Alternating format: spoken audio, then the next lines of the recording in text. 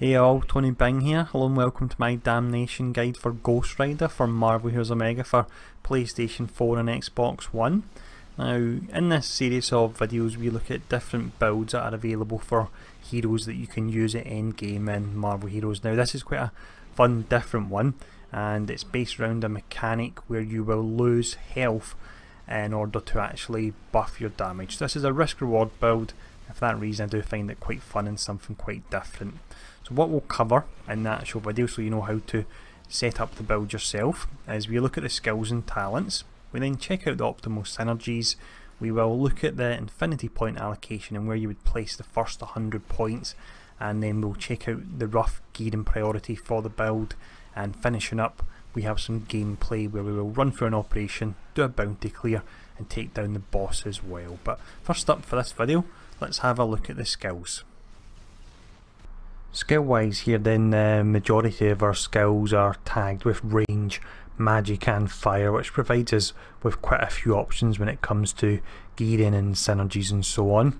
Now the main skill that this actual build is built around is Damnation. It looks absolutely fantastic.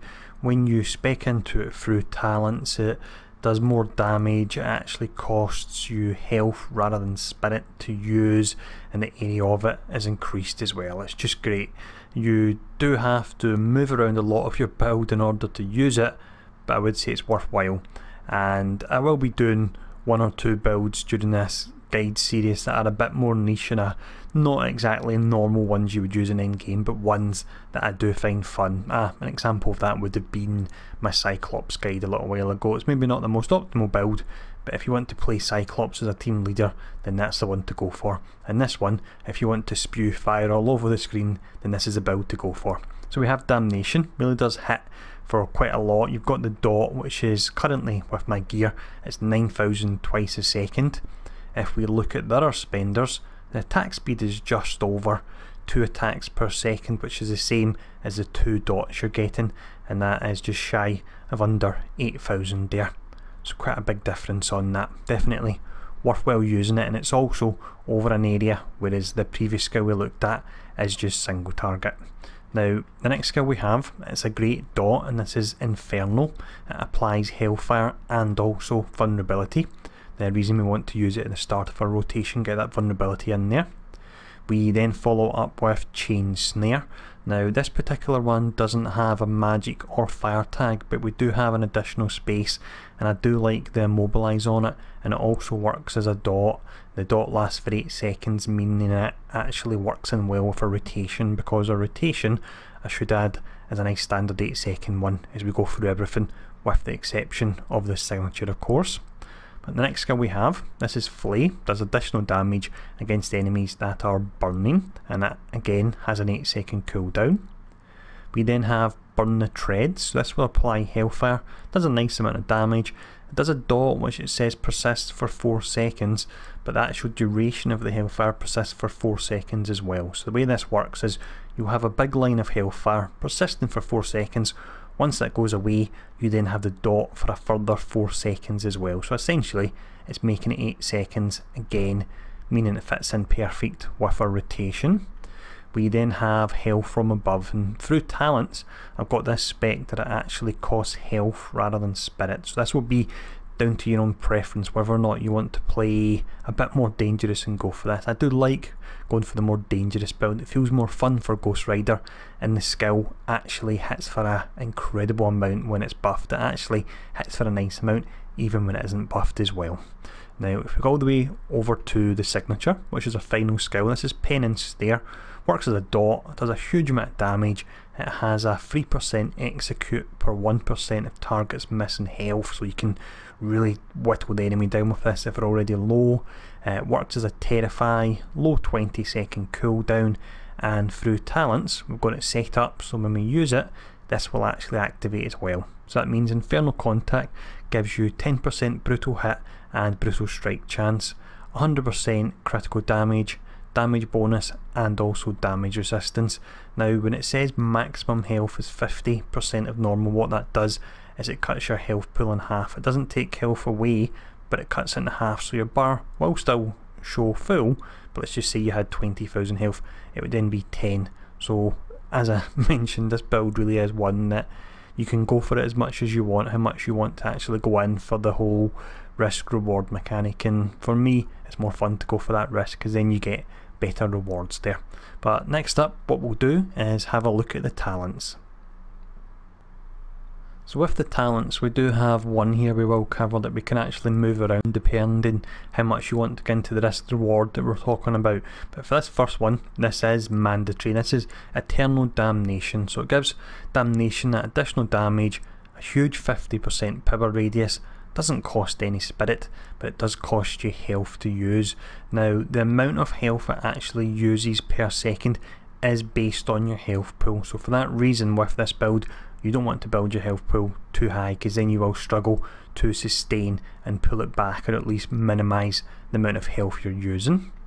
The next talent we have is Fires of Vengeance. So this provides 10% firepower damage, 10% critical hit chance for 5 powers, which ties in great with the contract because that gives you 10% for 8 seconds as well, but also hellfire damage goes up by 25% there. Now all of our skills bar one are tagged with the fire tag, so this really is great for them. This is the talent line now where we actually have a choice what we want to choose. Now currently I go for One Final Show. With this, health from above gains the following effects: a huge 100% damage bonus, doesn't cost any spirit, but it does cost a huge 20% of your maximum health. If you use this when below 50% maximum health, you create an infernal pool, and it also has a 100% critical hit chance.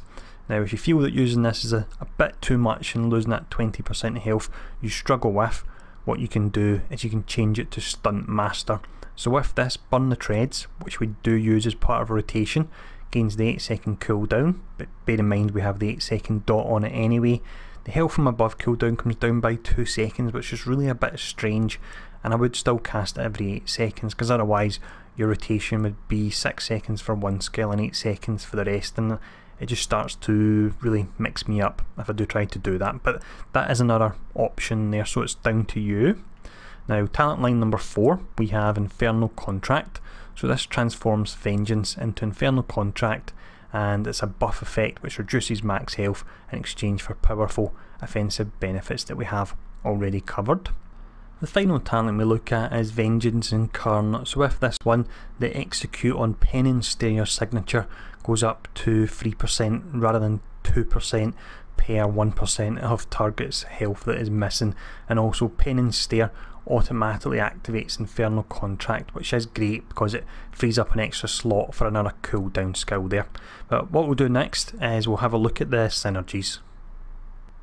As always, here then we start off by looking at the actual primary attribute synergies. So those would be Ant-Man and also Gambit, and they offer strength and energy.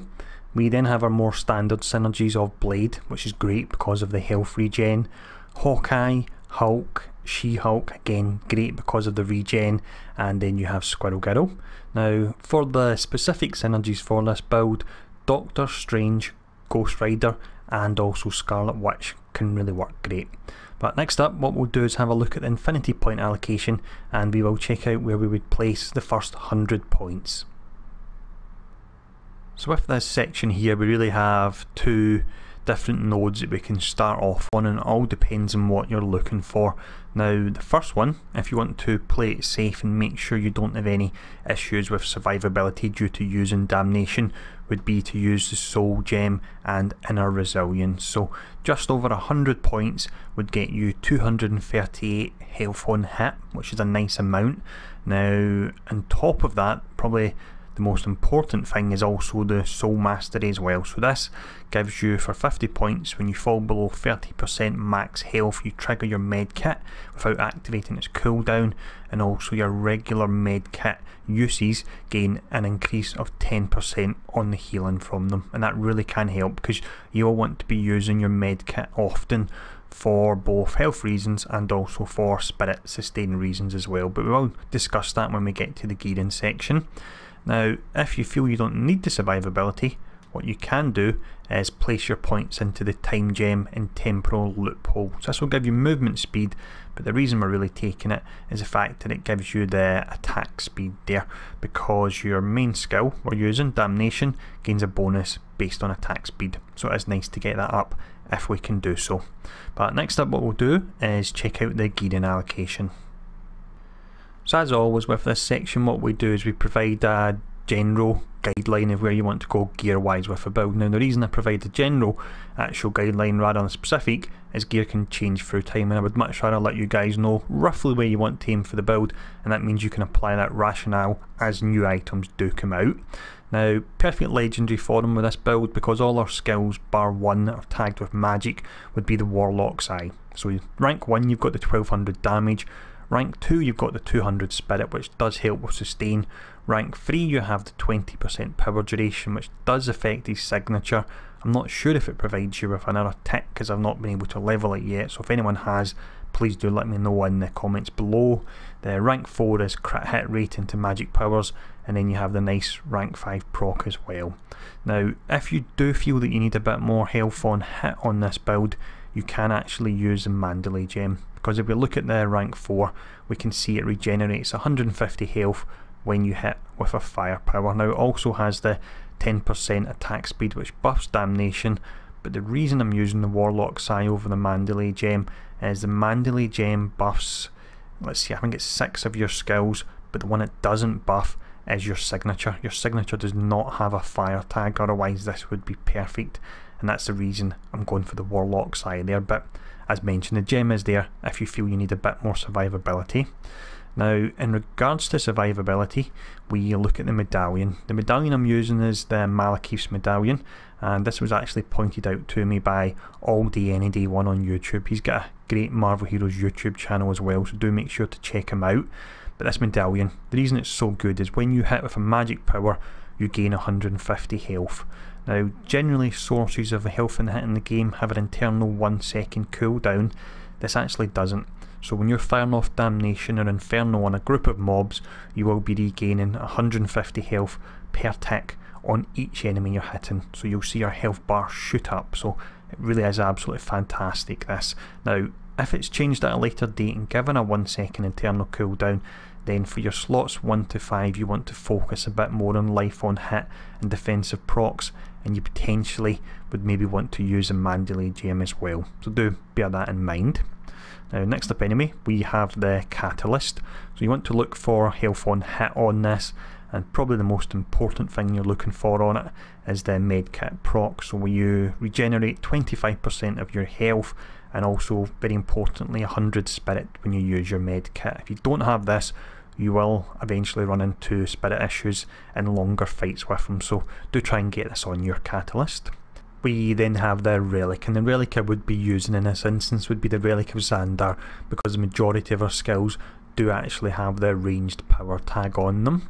Now for your artifacts, you will be looking for artifacts that have strength and also energy on them there, because generally the way the game is set up is artifacts that match your primary attribute are normally made for your specific character, or at least some of them will be made for a specific character, so it's generally quite easy to find out what ones you should be using. Now what we will do anyway, now that the gear is covered, is we have some gameplay to show off the build. So we've got the subway operation where we face off against Shocker, and we'll do a full bounty clear. I will only be doing this on heroic difficulty because my gear is so bad on Ghost Rider, and the purpose of this gameplay segment is not to show off the build with best in slot gear, it's to show off the rotation and just give you an idea of how it actually plays as well. And doing it this way allows me to do a lot more of these build videos, because otherwise what I would have to do is gear up every single character before I could do a video, and that would probably mean I would do about 1 video a week, and I'm sure no one wants me to slow down as much as that. But anyway, I hope this was useful as always. Any questions, feel free to ask, and enjoy this gameplay.